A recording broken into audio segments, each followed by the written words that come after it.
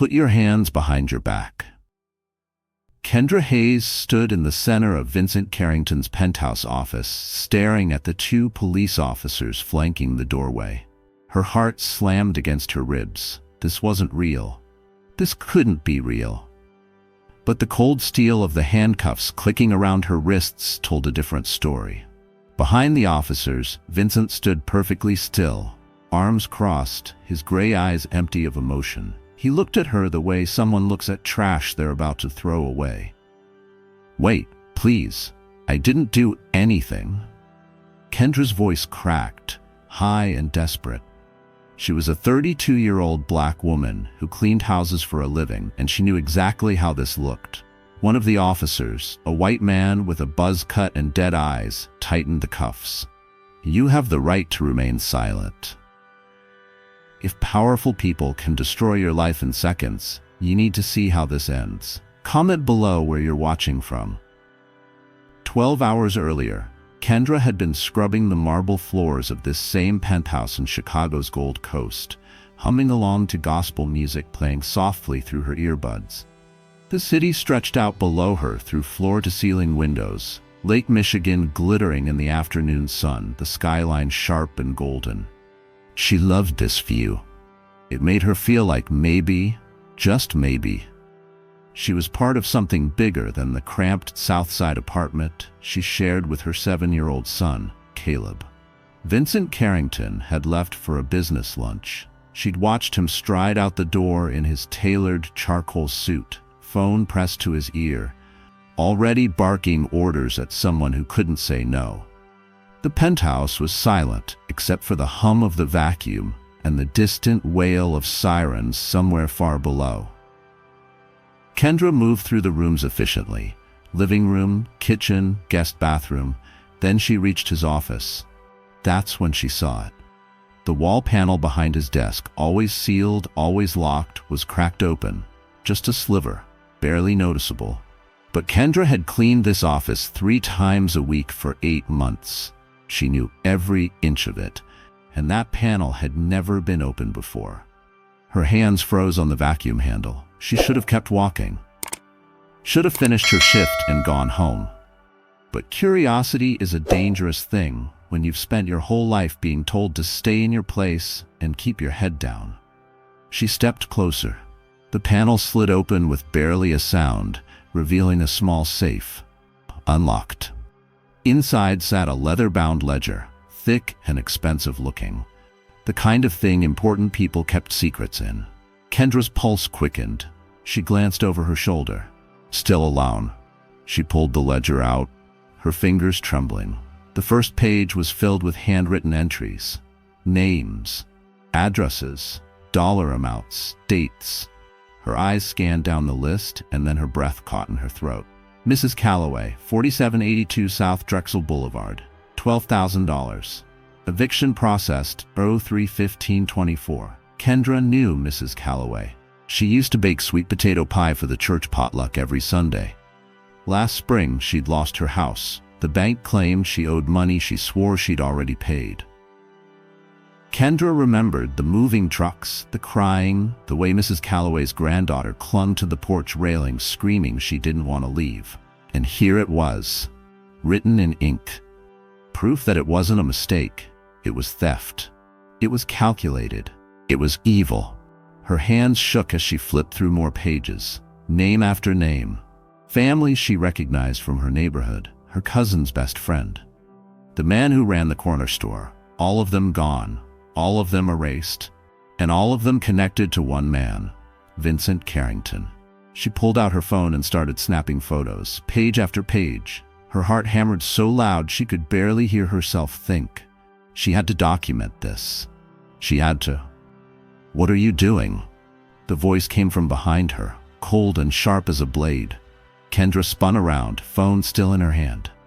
Vincent stood in the doorway, his face a mask of controlled fury. She hadn't heard him come back. Hadn't heard the elevator. Hadn't heard anything except the roar of her own blood in her ears. "Mr. Carrington, I was just cleaning." The vacuum's on the other side of the room. He stepped closer, blocking her only exit. His eyes flicked to the ledger in her hands, then to her phone. What did you see? Nothing. I swear. I wasn't. He moved fast. Faster than she expected. He grabbed her wrist, not hard, but firm enough to send a message. Empty your pockets, now. Please, I didn't. Empty them. With shaking hands, Kendra pulled out her phone. Vincent snatched it, scrolled through her photos. His jaw clenched. For a moment, the only sound was the distant hum of traffic 40 floors below. Then he smiled. Not a kind smile. A predator's smile. You just made a very big mistake. He pressed a button on his desk. Within seconds, 2 security guards stormed in, thick-necked men in black suits who looked like they broke bones for a living. Vincent's voice turned ice cold. This woman tried to steal from me. Search her bag. What? No, I didn't steal anything. One of the guards grabbed her purse, dumped the contents onto the marble floor. Lipstick, receipts, a photo of Caleb in his school uniform, loose change, and then something that didn't belong. A thick white envelope. The guard opened it. Inside were stacks of $100 bills, crisp and new. Kendra's knees buckled. That's not mine. I've never seen that before. He planted it. But no one was listening. Vincent crossed his arms, his expression calm, almost bored. She's been stealing from the Carrington Foundation for months. I had my suspicions. Now we have proof. The room tilted. This wasn't happening. It couldn't be happening. But the guards didn't care about her tears or her protests. They called the police. And when the officers arrived, they looked at her the way cops always looked at black women who worked in white people's homes, like she was already guilty. Subscribe before this gets darker. Drop a comment with your city. You'll want to know what happens next. They dragged her out through the service elevator so the other wealthy residents wouldn't see. She tried to scream, to fight, to explain, but her voice came out small and broken. By the time they shoved her into the back of the police car, her world had already collapsed. At the station, they processed her like she was nothing. Fingerprints. Mugshot. A detective slid a folder across the interrogation table. Inside were bank statements for an account she'd never opened, deposits she'd never made, all with her name on them. You're looking at 10 years, Miss Hayes. Kendra opened her mouth to defend herself, but the words died in her throat. Because in that moment, sitting alone under the buzzing fluorescent lights, she realized something terrifying. Vincent Carrington wasn't just rich, he was powerful, and he was going to destroy her. Hours later, sitting in a holding cell that reeked of sweat and despair, a guard slipped a folded piece of paper through the bars. Kendra unfolded it with trembling fingers. The note was written in crayon, in a child's shaky handwriting. My daddy is lying. I know where he hides things. Leo. 2 days before Kendra was arrested, 8-year-old Leo Carrington made a decision that would change everything. He sat cross-legged on the floor of his father's walk-in closet, hidden behind rows of expensive suits that smelled like cologne and power. The closet was his favorite hiding spot, the only place in the massive penthouse where adults forgot to look for him. In his hands, he clutched his tablet, the screen glowing faintly in the darkness. He wasn't supposed to be awake. It was past midnight. But sleep never came easy anymore. Not since his mother died 2 years ago. Through the crack in the closet door, Leo could see into his father's office. Vincent sat behind his mahogany desk, phone pressed to his ear, his face illuminated by the harsh blue light of his computer screen. Leo had learned to be invisible in this house. Nannies came and went. Tutors taught him math and French. Security guards nodded as he passed. But his father? Vincent barely looked at him anymore. Frame the maid, Vincent said into the phone, his voice low and clipped. Make it airtight. She's nobody. No one will believe her over me. Leo's chest tightened. He knew who his father was talking about.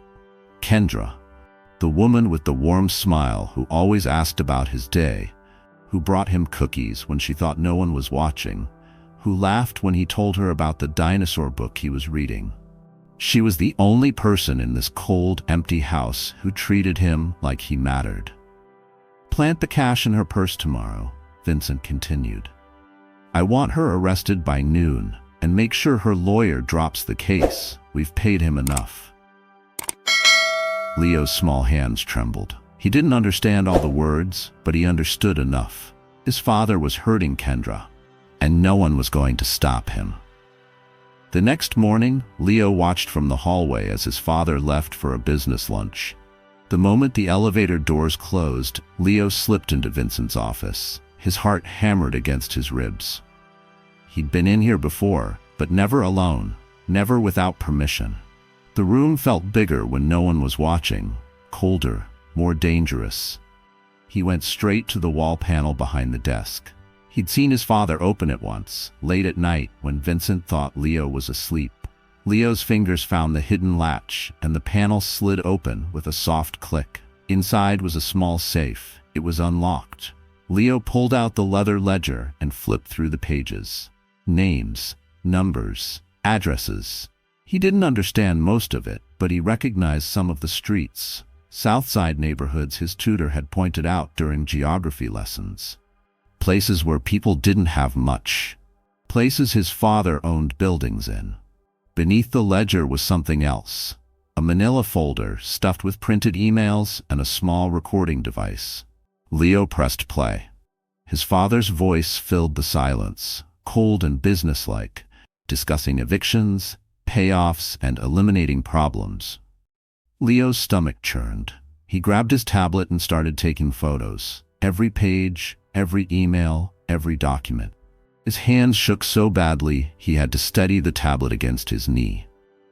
"Subscribe now. You won't believe what this kid does next." Then he heard it, the elevator, footsteps in the hallway. Leo's blood turned to ice. His father wasn't supposed to be back yet.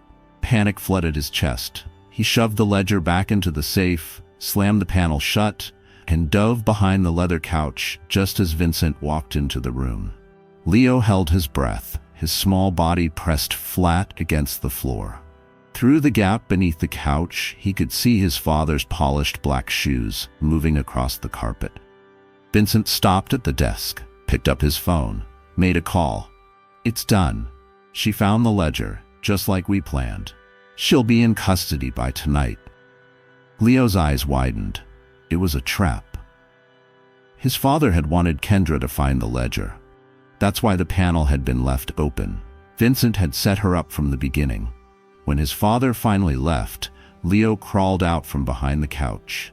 His knees scraped, and his heart pounding so hard it hurt. He ran back to his room and locked the door. For hours, he sat on his bed, staring at the photos on his tablet. He thought about his mother, how she used to tell him that silence was how bad people won. "If you see something wrong, Leo," she'd whispered once, stroking his hair, "you have to be brave enough to say something, even when it's scary." That night, while his nanny slept in the guest room, Leo slipped out of the penthouse. He took the service elevator down to the lobby, clutching a piece of paper and a crayon he'd stolen from his art supplies. The night doorman barely glanced at him. Rich kids did weird things all the time. Leo walked 3 blocks to the police station, his small legs burning, his breath coming in short gasps. Inside, the station was loud and chaotic. Officers shouted. Phones rang. A woman cried in the corner. Leo approached the front desk, but no one noticed him. He was too small, too quiet. So he did the only thing he could think of. He asked a passing officer where the holding cells were, claimed he was looking for his aunt, and when the officer turned away, Leo slipped through an open door. He found Kendra in the second cell. She sat on a metal bench, her head in her hands, her shoulders shaking. Leo's throat tightened. He wanted to say something, to tell her it would be okay, but the words stuck. Instead, he folded the note he'd written and slipped it through the bars. Kendra looked up, her tear-streaked face filled with confusion. "Who?" But Leo was already running. He didn't stop until he was back in the penthouse, back in his room, door locked, tablet hidden under his mattress. His father never knew he'd left. The next day, Kendra was released on bail. Leo watched from his bedroom window as news vans gathered outside the building. Reporters shouted questions, cameras flashed. His father stood in the lobby, playing the victim for the cameras, his face a mask of wounded dignity. Leo waited until nightfall. Then he used his tablet to send an email from a burner account he'd created using a tutorial he found online. The recipient? Kendra's public defender's office. The subject line? Evidence you need to see. Attached were 3 of the photos, just enough to prove something was wrong, but not enough to reveal everything. Not yet. 3 hours later, his tablet buzzed. A reply from an unknown number. Who is this? How did you get this information? Leo typed back with shaking fingers. Meet me at the Herald Washington Library tomorrow at 3 p.m. Come alone. Bring no one. He hit send before he could change his mind. What happens at that library will destroy everything. Don't miss it. Subscribe. The next afternoon, Leo told his nanny he had a tutoring session. She barely looked up from her phone. He took the bus downtown, his backpack heavy with printed documents he'd smuggled out of his father's office that morning. The library was massive, rows of books towering overhead, the smell of old paper and quiet whispers filling the air. He sat at a corner table, hood pulled low over his face, and waited. 10 minutes later, Kendra walked in. She looked thinner, more fragile than he remembered. Her eyes scanned the room nervously. When she saw him, her expression shifted from confusion to shock. Leo pushed a folder across the table. His voice came out smaller than he wanted. My dad is a bad man, and I can prove it. Kendra opened the folder. Her hands trembled as she flipped through the pages, emails, bank statements, recorded conversations. Her eyes filled with tears. Why are you doing this? Because you're the only one who's ever nice to me. Before Kendra could respond, Leo's eyes flicked to the entrance. His nanny stood in the doorway, scanning the crowd. She worked for Vincent. She'd tell him everything. Leo grabbed Kendra's wrist. Run, now. They burst through the library's back exit into a narrow alley that reeked of garbage and rain. Kendra grabbed Leo's hand and pulled him behind a rusted dumpster, her chest heaving. Broken glass crunched under her shoes. The alley walls pressed in close, covered in faded graffiti and years of grime. Her mind raced. She'd just fled from a child's nanny, a woman who worked for the man trying to destroy her life. This was insane. This was dangerous. And yet, crouched in the filth with an 8-year-old boy clutching a backpack full of stolen evidence, Kendra realized this might be her only chance at survival. Is she following us? Leo whispered, his voice trembling. His small hand gripped hers so tightly it hurt. Kendra peeked around the dumpster. The nanny stood at the library entrance, phone pressed to her ear, her head swiveling left and right as she scanned the street. Her face was tight with frustration. After a tense 30 seconds that felt like hours, she turned and walked back inside, disappearing through the glass doors. Kendra exhaled shakily. We need to move. Now. They took side streets and cut through a coffee shop's crowded patio, weaving between tables of students with laptops and businessmen arguing over contracts, before finally ducking into a laundromat 6 blocks away. The fluorescent lights buzzed overhead like angry wasps, humid air thick with the smell of detergent and bleach wrapped around them. An elderly woman in a floral house dress folded towels in the corner, humming softly to herself, barely glancing at them. Kendra sat Leo down on a cracked plastic chair near the back and knelt in front of him, her knees protesting against the worn linoleum floor. Leo, why are you doing this? Your father, he could hurt you. Badly. Leo's brown eyes filled with tears, but his jaw was set in a way that reminded Kendra of warriors in history books. Small but determined. He already did. He took my mom away, and now he's taking everyone else's moms too. Kendra's throat tightened painfully. She'd heard rumors about Vincent's late wife, a car accident on Lakeshore Drive 2 years ago. Some people whispered it wasn't an accident. But no one ever investigated. No one ever asked questions, because Vincent Carrington was untouchable. "What's in the backpack?" Kendra asked softly. Leo unzipped it with shaking fingers and pulled out a folder bulging with papers, edges bent and creased from being stuffed inside. Emails, bank stuff, recording things. I took pictures with my tablet, but I printed some too, just in case. Kendra flipped through the documents, her hands trembling so violently she could barely turn the pages. Wire transfers to offshore accounts in the Cayman Islands. Emails between Vincent and city officials discussing expedited evictions with language so cold it could have been written about furniture, not families. A detailed spreadsheet listing properties, original purchase prices, and resale values, all showing massive profits built on stolen homes and broken lives. And then at the bottom of the stack, a handwritten note on Vincent's personal letterhead. "Neutralize the maid. Frame her clean, she's expendable." The word expendable was underlined twice. Kendra's vision blurred. Rage and terror warred inside her chest. She wanted to scream. She wanted to break something. But Leo was watching her with wide, frightened eyes, waiting for her to be strong, and she couldn't fall apart. Not now. "This is everything we need," she whispered hoarsely. "But Leo, no lawyer will take a case built on a child's testimony, especially against your father. They'll say you're confused or being manipulated." "Then we get more," Leo said, his voice small but laced with steel. "We go back to the penthouse. Tonight, while he's at dinner." Kendra stared at him. "You want to break into your own house? It's not breaking in if I live there." Leo pulled out a key card from his pocket. "The safe is empty now, but his computer has everything. He backs up all his files to a hard drive in his desk drawer. Third one down, hidden under old contracts. He thinks I don't know, but I've seen him use it." Kendra's pulse quickened. A hard drive. Complete backup files. That was ironclad evidence. Something that couldn't be dismissed as fabricated or manipulated by desperate defendants. "If we get caught," Kendra started. "We won't," Leo interrupted with surprising confidence. "He has a dinner meeting with investors every Thursday at 7 p.m. It always lasts 3 hours minimum. The security guards do rounds every 30 minutes. My nanny sleeps in the guest room with noise-canceling headphones because she hates city sounds. We have time. We can do this." Kendra studied the boy in front of her. 8 years old, scared but brave, risking everything because he knew what was right.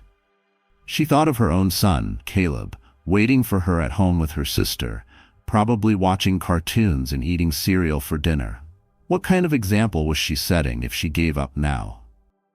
What kind of world was she leaving him if powerful people could destroy lives without consequences? "Okay," she said finally. "We do this, but we do it smart. We do it careful. Subscribe now. This plan is either genius or deadly."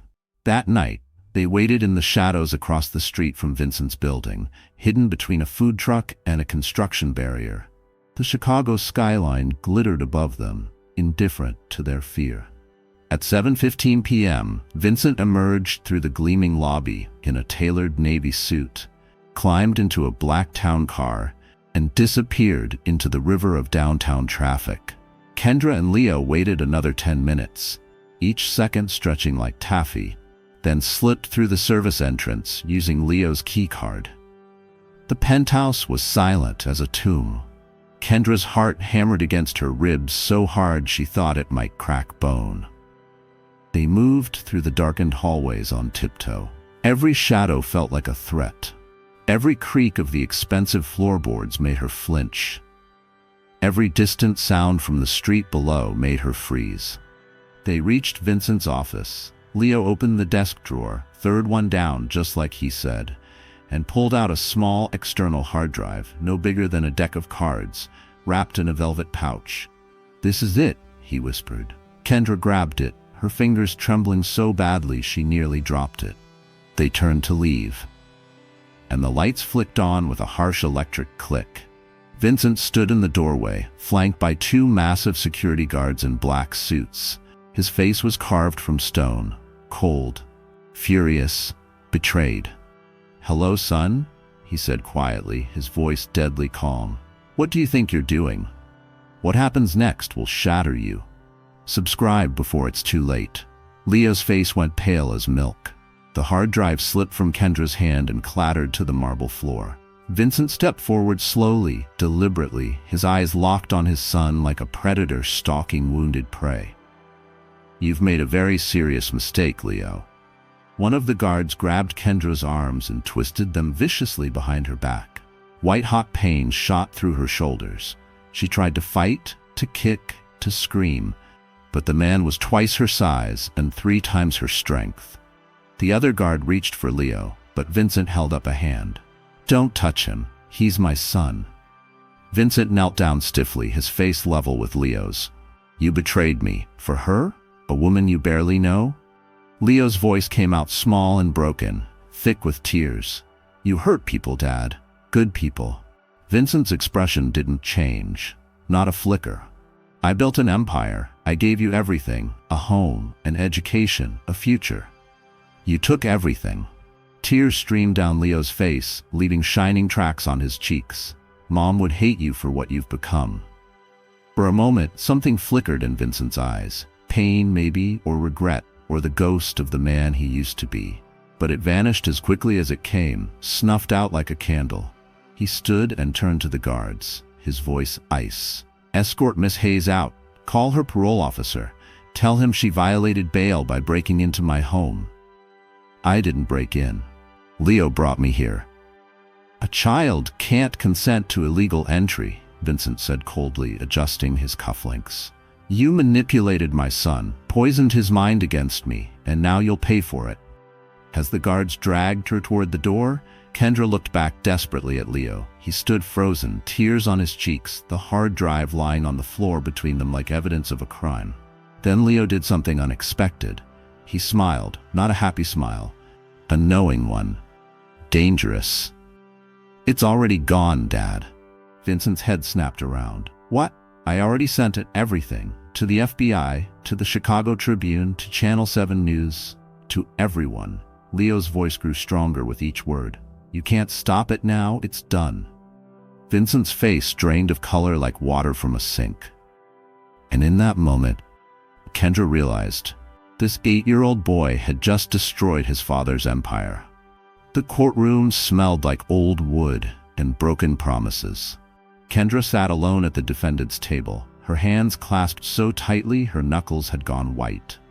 The wood beneath her palms was scarred with decades of nervous fingers and desperate prayers. The room was packed. Journalists crammed into the back rows with notebooks and recording devices, sketch artists hunched over their pads with charcoal-stained fingers, curious onlookers who'd lined up at dawn just to watch a black woman get destroyed by a billionaire's legal machine. Camera crews waited outside, prohibited from filming, but ready to pounce the moment the doors opened. The prosecution table, by contrast, looked like a war room. 5 attorneys in charcoal suits, leather briefcases polished to mirrors, tablets and folders stacked with military precision. A paralegal sat at the end, frantically typing notes. And at the center of it all sat Vincent Carrington, calm as a man ordering breakfast, his posture relaxed, his expression one of patient suffering. He hadn't looked at her once, not since entering the room. Judge Torres entered through the side door, her black robe flowing behind her like storm clouds. She was a Latina woman in her 50s, with steel-gray hair pulled into a tight bun and eyes that missed nothing. "All rise." The bailiff's voice echoed off the marble walls like a warning shot. Everyone stood. The wooden benches creaked in unison. The judge took her seat, adjusted her glasses, and surveyed the room with the tired expression of someone who'd seen too many cases just like this one. Case number 47832. The People versus Kendra Hayes. "Ms. Hayes, I understand you're representing yourself today?" Kendra stood on shaking legs. Her cheap blazer, borrowed from her sister, hung awkwardly on her frame. Her voice came out smaller than she wanted. "Yes, Your Honor. My attorney withdrew without explanation 3 days ago." Judge Torres frowned, her pen pausing mid-note. "That's highly irregular. I'll note that for the record and review the circumstances. However, we're proceeding as scheduled. Mr. Brennan, your opening statement." Vincent's lead attorney, a silver-haired man named Gregory Brennan, who'd never lost a case in 30 years, rose with theatrical slowness. He buttoned his suit jacket, adjusted his cufflinks, and turned to face the jury. 12 faces stared back. 8 white, 2 Hispanic, 1 Asian, 1 black. The black woman was elderly, sitting in the back row with arms crossed, already looking skeptical. A middle-aged white man in a polo shirt leaned forward, eager. The young Hispanic woman chewed her thumbnail anxiously. "Ladies and gentlemen," Brennan began, his voice smooth as expensive whiskey, "this case is about betrayal. Vincent Carrington is a pillar of this community, a job creator who employs over 300 people, a philanthropist who's donated millions to Chicago charities, a widower raising his young son alone after a tragic accident took his beloved wife." He paused, letting the sympathy sink in. "And the defendant, Miss Kendra Hayes, exploited his grief. She worked in his home, cleaned his floors, earned his trust, became part of his family. And then she stole $300,000 from the Carrington Foundation, a charity dedicated to affordable housing for struggling families." The irony wasn't lost on Kendra, a foundation supposedly helping poor families run by a man who systematically destroyed them. She wanted to laugh, or scream, or both. Brennan continued, pacing slowly, like a professor lecturing undergraduates. "The evidence is overwhelming. Forged documents bearing her signature, secret bank accounts opened in her name, cash found in her possession during a routine search. And when confronted, she concocted an elaborate story about my client, framing her." He stopped, turning to face the jury directly. "But ask yourselves, why would a man worth $2 billion need to frame a maid? What possible motive could he have?" The jury shifted uncomfortably. The question hung in the air like poison gas. 2 jurors nodded slightly. The elderly black woman's expression remained unchanged, but her arms tightened across her chest. When Brennan sat down, Judge Torres turned to Kendra. "Miss Hayes, your opening statement." Kendra stood. Her legs felt like water. She'd rehearsed this 100 times in her tiny apartment, pacing back and forth past midnight while her son slept in the next room. But standing here, under the harsh fluorescent lights, facing 12 strangers who held her entire future in their hands, the words evaporated like morning dew. Her voice cracked. She cleared her throat, tried again. "I didn't steal anything. Mr. Carrington planted that money in my purse. He's covering up crimes, real crimes, against families in my neighborhood who lost their homes because of fraudulent evictions and objection," Brennan said lazily, not even standing. "Speculation without evidence, attempting to defame my client." "Sustained," Judge Torres said firmly. "Miss Hayes, stick to facts you can prove with admissible evidence." But that was the problem. Leo had sent the files to the FBI, to the newspapers, but nothing had happened yet. No raids, no headlines, no breaking news reports, just silence. Either the information hadn't reached the right people, or Vincent's connections ran deeper than they'd thought. Kendra felt like she was fighting with both hands tied behind her back. The prosecution called its first witness, Vincent's CFO, a thin man named Marcus Quinn with wire-rimmed glasses and a nervous tic that made his left eye twitch every few seconds. He testified about the missing foundation money, the fraudulent transfers, the digital trail leading directly to Kendra. Documents appeared on large screens mounted throughout the courtroom. Bank statements with her name, signatures that looked like hers but weren't. She'd never signed those forms in her life. The jury took notes. Several glanced at her with expressions ranging from confusion to contempt. "Subscribe now. What happens next will leave you speechless." Kendra tried to cross-examine, but she didn't know the right questions to ask. What was hearsay? What was reading? What was even allowed? Brennan objected to everything she said. Judge Torres sustained most of them, occasionally offering brief explanations Kendra couldn't fully process through her panic. By the lunch recess, Kendra felt like she was drowning in quicksand, sinking deeper with every breath. The afternoon session was worse. They called witnesses, people Kendra had never met, never even seen before, who testified under oath that they'd heard her bragging about getting rich. One woman, a supposed former co-worker from a cleaning agency Kendra had left years ago, claimed she'd shown them expensive jewelry and talked about expensive vacations. Another man said she'd talked about quitting her job to live large and never scrub another floor. All lies, all carefully constructed, all delivered with practiced sincerity. Then came the audio recording. Brennan played it for the entire courtroom. Kendra's voice, clear as crystal, threatening Vincent. "You'll regret crossing me. I'll take everything from you. Everything you love." Kendra's stomach lurched violently. She gripped the edge of the table to keep from falling.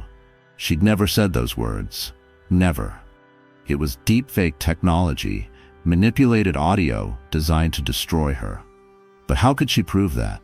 She didn't have experts, didn't have money for forensic analysis, didn't have anything except her word against a recording that sounded exactly like her voice. The jury's expressions shifted dramatically. Doubt crept in like fog.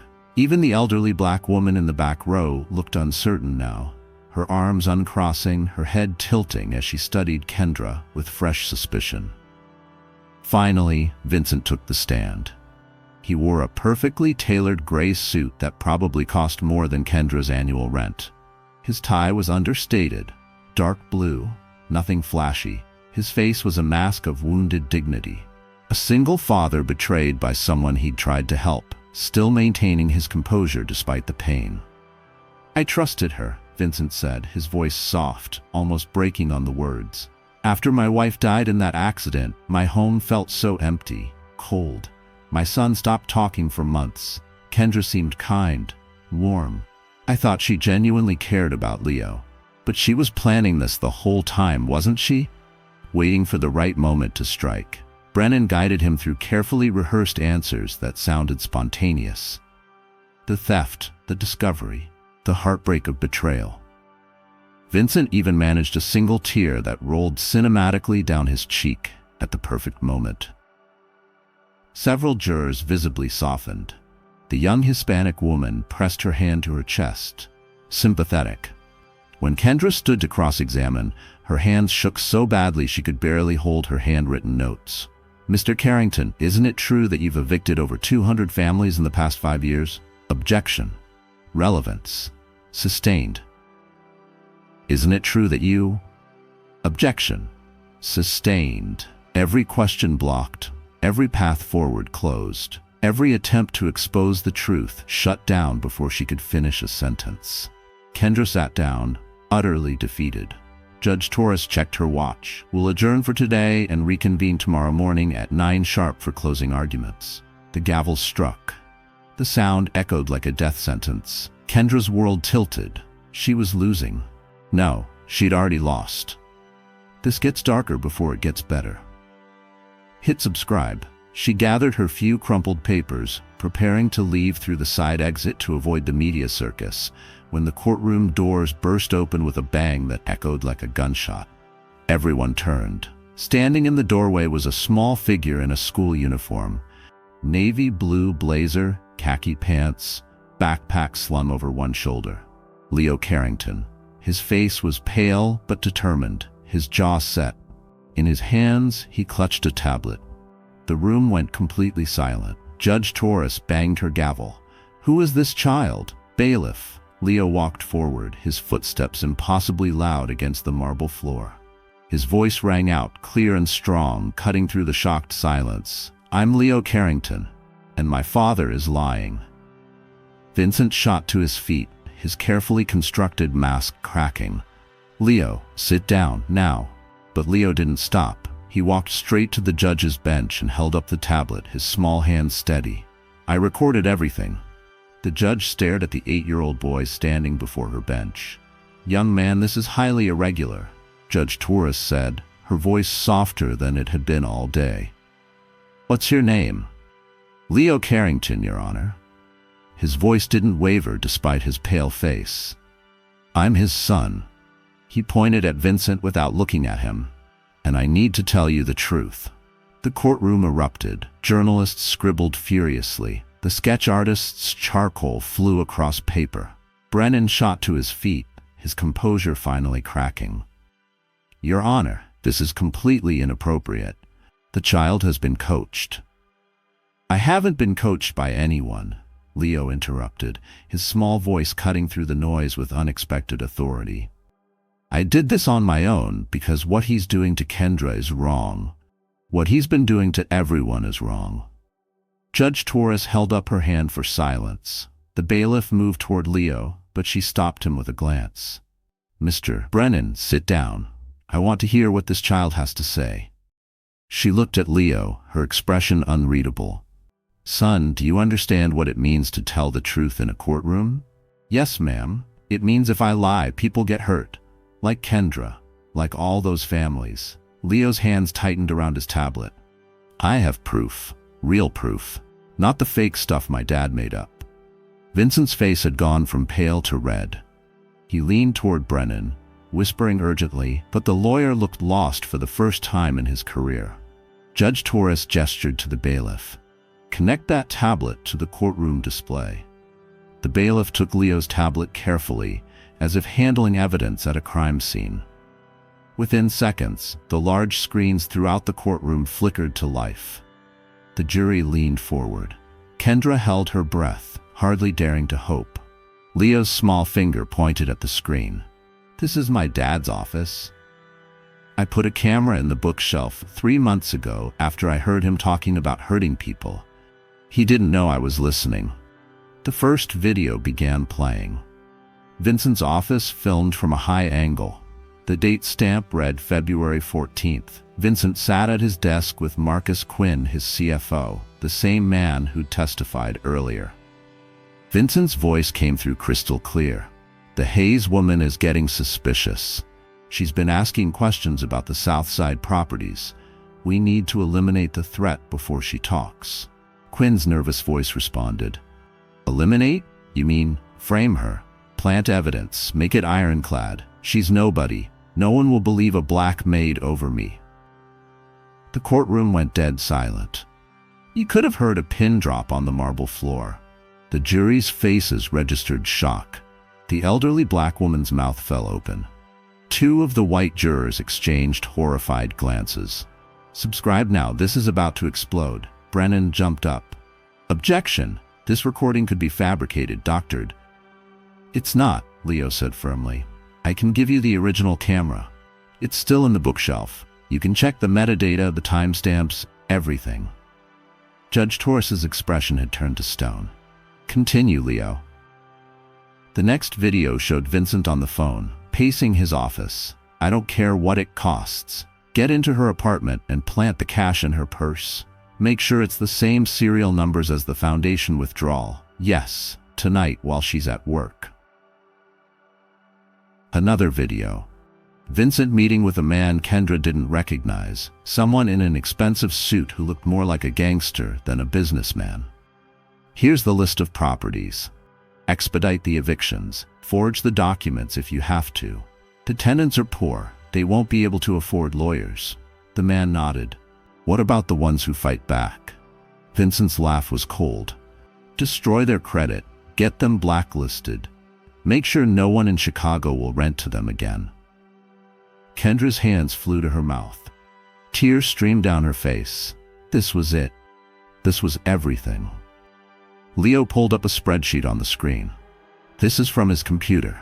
Every family he's stolen from. Over 400 properties in 5 years. He bought them cheap when people missed payments. Payments he made sure they'd miss by bribing bank employees to lose their checks. The numbers scrolled across the screen. Names, addresses, dollar amounts. The profit margins were staggering.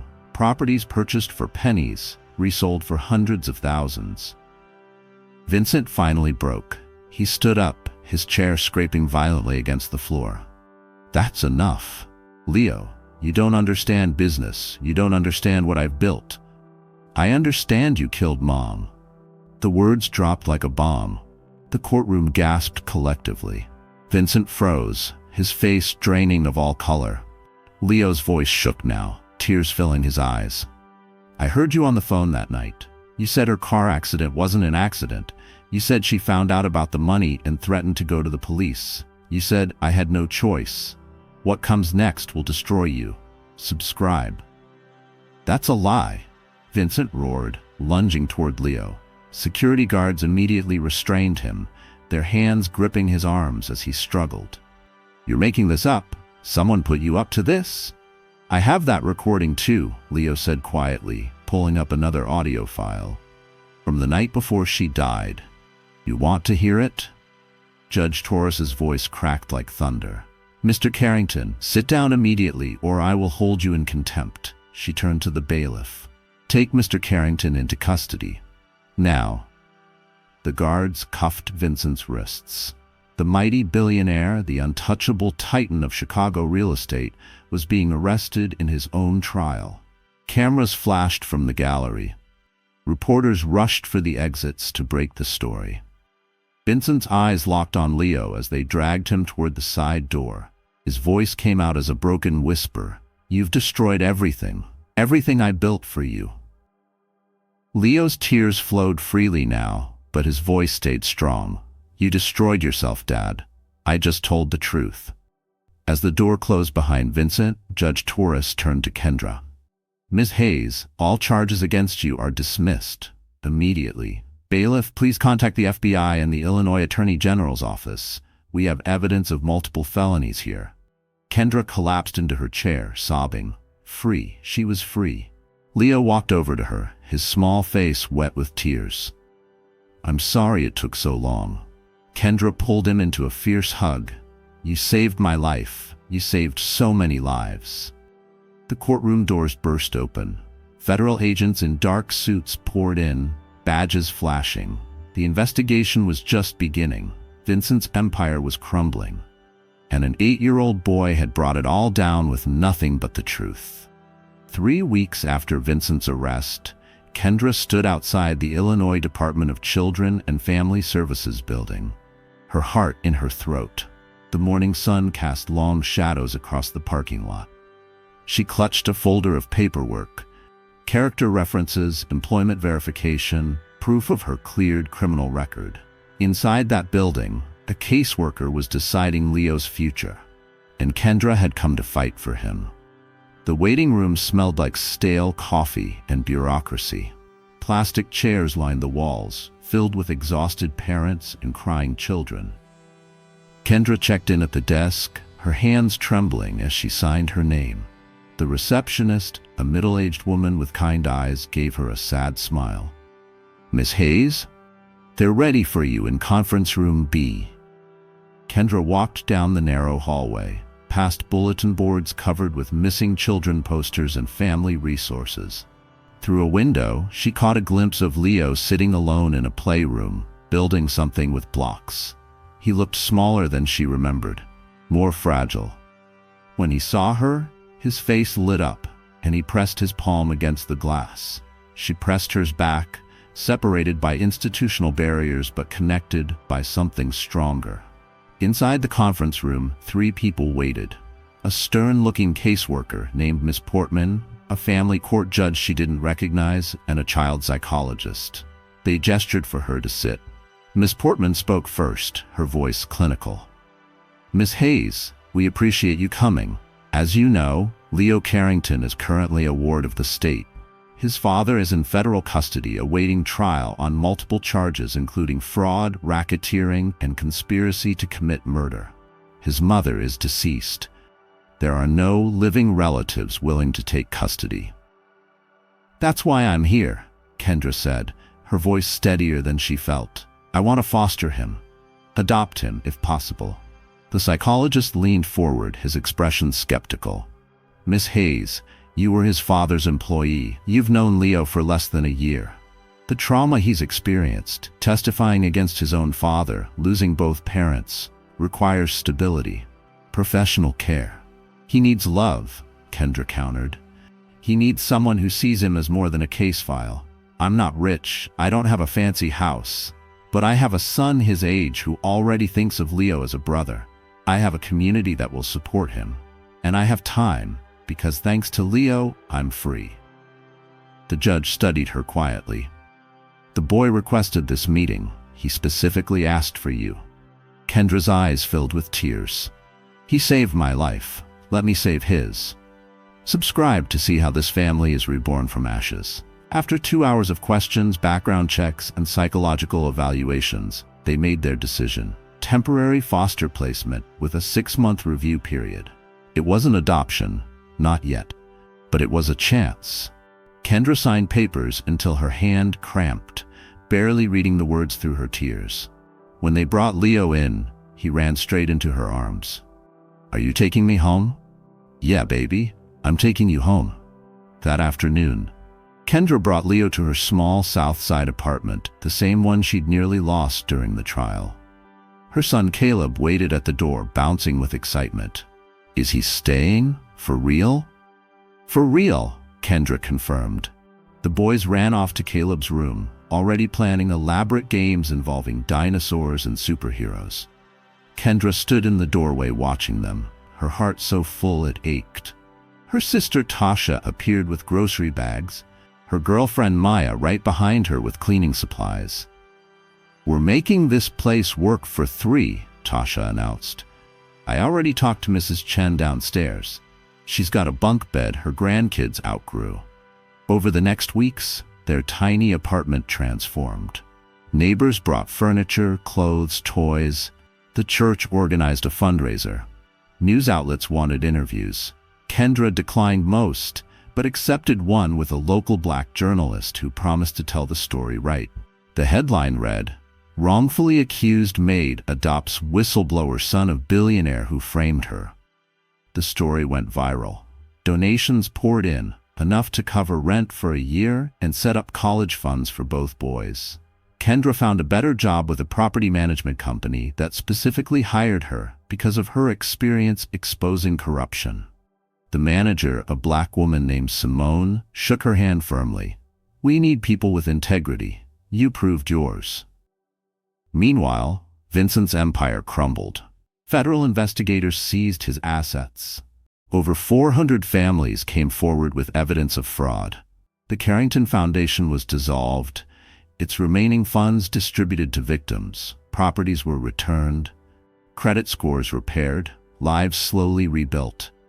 Vincent himself sat in Cook County Jail awaiting trial, his bail denied due to flight risk. His lawyers filed motion after motion, but the evidence was overwhelming. Leo's recordings alone were enough to convict him 10 times over. What Vincent does next will shock you. Subscribe now. 2 months after taking Leo in, Kendra received a call from the jail. Vincent wanted to see his son. She sat Leo down at the kitchen table, holding his small hands in hers. You don't have to go. It's completely your choice. Leo's face was unreadable. Will you come with me? Every step of the way.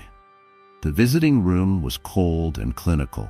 Vincent entered in an orange jumpsuit, wrists shackled, looking like a shadow of the man who'd once terrified her. He sat across from Leo, separated by scratched plexiglass and a telephone handset. For a long moment, they just stared at each other. Vincent spoke first, his voice hoarse. I don't expect forgiveness, but I need you to know, everything I did, I thought I was building something for you.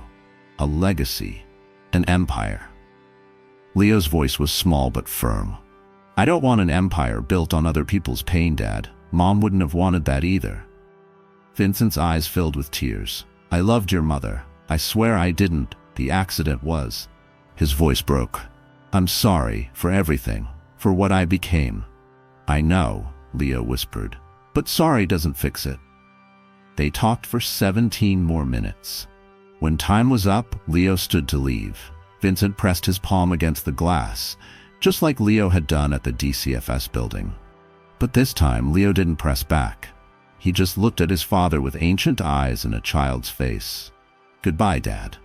Walking out into the sunshine, Leo slipped his hand into Kendra's. "Can we go home now?" "Yeah, sweetheart, let's go home."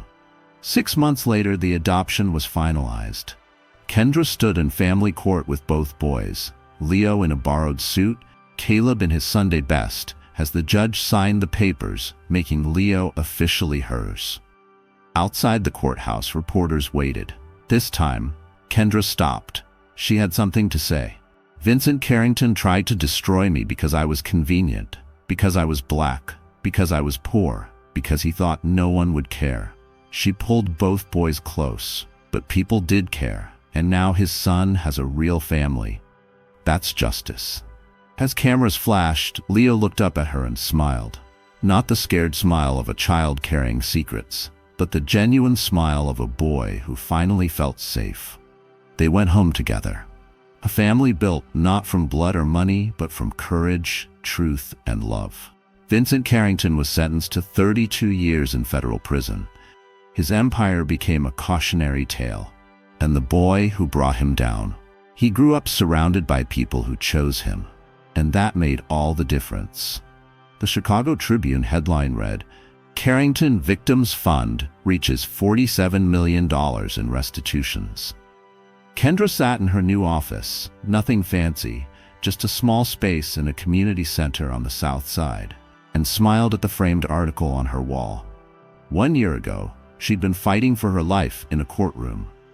Today, she was the director of the Carrington Justice Initiative, an organization dedicated to helping families Vincent had destroyed. Her phone buzzed. A text from Leo. "Mom, I got an A on my history project. Mr. Reynolds said it was the best in class."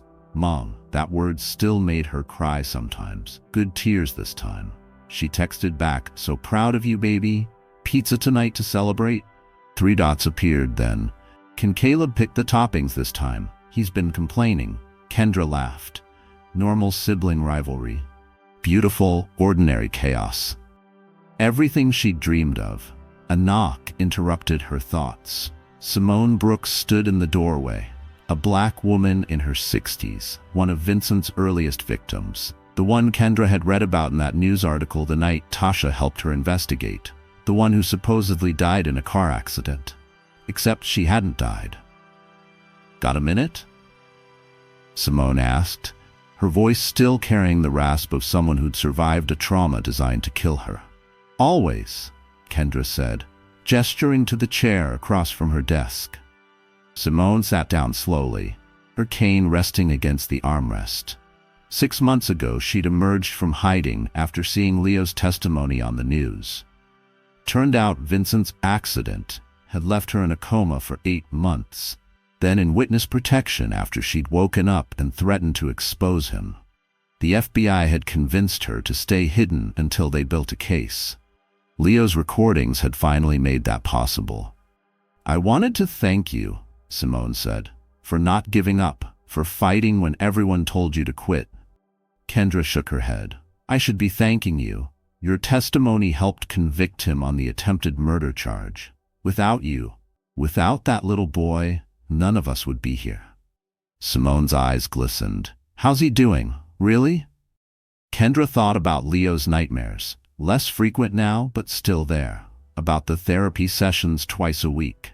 About the way he still flinched when adults raised their voices, but also about his laughter during board game nights, his gentle friendship with Caleb, his determination to help people like Miss Simone.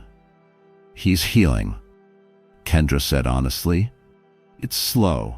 Some days are harder than others, but he's surrounded by love, and that makes all the difference." Subscribe to see where this journey leads next. That evening, Kendra drove to Stateville Correctional Center, 90 minutes outside Chicago. Leo had asked to visit his father one more time. The therapist had approved it. Closure, she'd called it.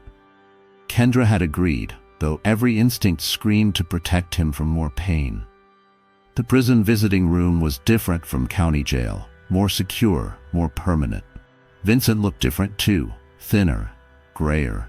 The expensive suits replaced by prison khakis, the commanding presence reduced to shuffling steps and tired eyes. Leo sat across from him, Kendra right beside him, her hand on his shoulder. "You look good, son," Vincent said quietly. "Taller." "I'm 9 now," Leo replied. His voice was steady, but his hand found Kendra's under the table. Vincent's gaze shifted to Kendra. "You're taking care of him." It wasn't a question, but Kendra answered anyway. "He's my son. That's what mothers do."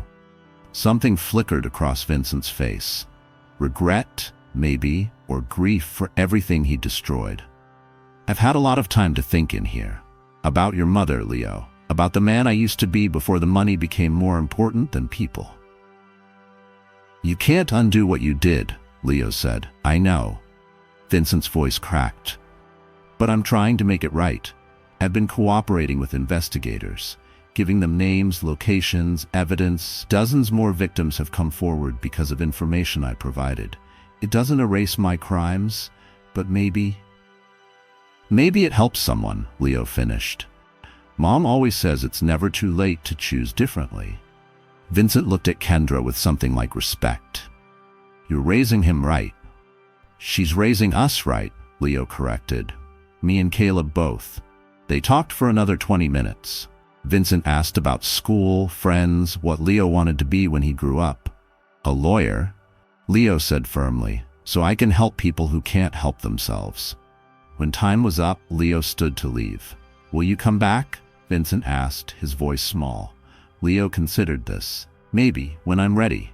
But Dad, you don't get to be my father anymore. You lost that. I've got a mom now who actually sees me.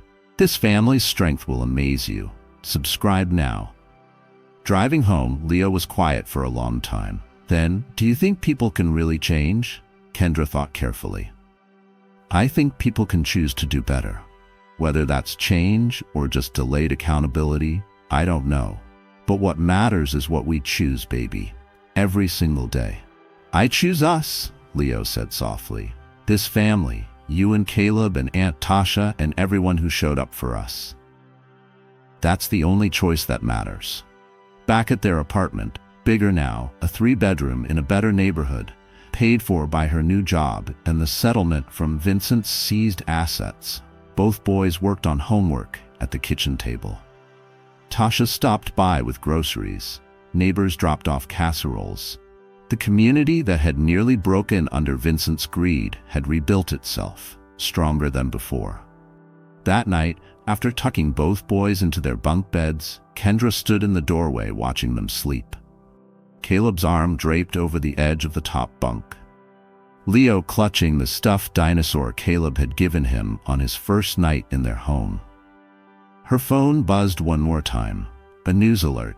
Vincent Carrington testifies against former business associates. Federal investigation expands. Justice was slow. Healing was slower. But both were happening. Kendra turned off the light and whispered into the darkness. "We made it, babies.